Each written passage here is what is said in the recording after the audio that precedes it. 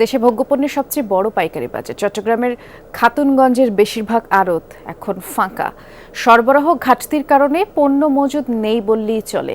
আর খাতুনগঞ্জে সেই চিরচেনা কর্মচাঞ্চল্য কম। এই মন্দাভাব পুরো দেশের বাজারে পড়বে বলেই শঙ্কা ব্যবসায়ীদের। স্যান্ডেলিনা সো, রূপচর্চায় আভিজাত্য। খাতুনগঞ্জে যেসব আড়ত ভোগ্যপণ্যের ঠাসা থাকতো সেখানকার চিত্র এখন এমন। ফাঁকা পড়ে আছে পেঁয়াজ, রসুন, তেল, চিনি, মশলাপাতি সহ ভোগ্যপণ্যের বেশিরভাগ আড়ত।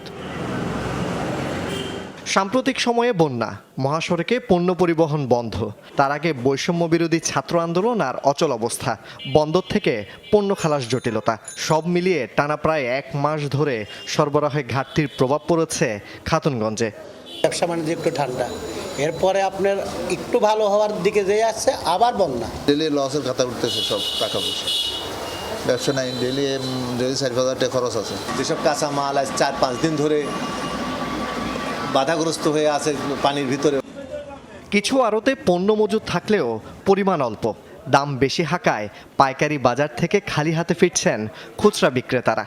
আমরা কিনে নিতে আসি 115 টাকা, গাড়ি ভাড়া আছে, ফসা আছে, ঘাটতি আছে। এখানে আমাদের খুচরা পড়তে 30 টাকা বেচতে হবে। এখন এগুলোর দামও বাড়তি, আমরা কিনতে পারতেছি না, এখন চলে যেতেছি। আগের কর্মচাঞ্চল্য না থাকায় অলস সময় পার করছেন কর্মহীন শ্রমিকরা। কোনো গাড়ি ঘোড়া আসে না, কাজকর্ম বন্ধ, আমরা নিজে চলতে পারতেছি না, সংসার চালাতে পারতেছি না। সব গাড়ি রোডে আটকে আছে, এই জন্য শহরে মালপত্র আমদানি নাই। এখন সংসার চালাতে আমাদের অনেক কষ্ট হয়ে যাচ্ছে, এখানে কাজ নাই। খাতুনগঞ্জে মন্দাভাবের প্রভাব পুরো দেশের বাজারে পড়বে বলছেন ব্যবসায়ীরা। কাস্টমার নাই, খরিদ্দার নাই, এখানে আসবে কীভাবে মানুষ?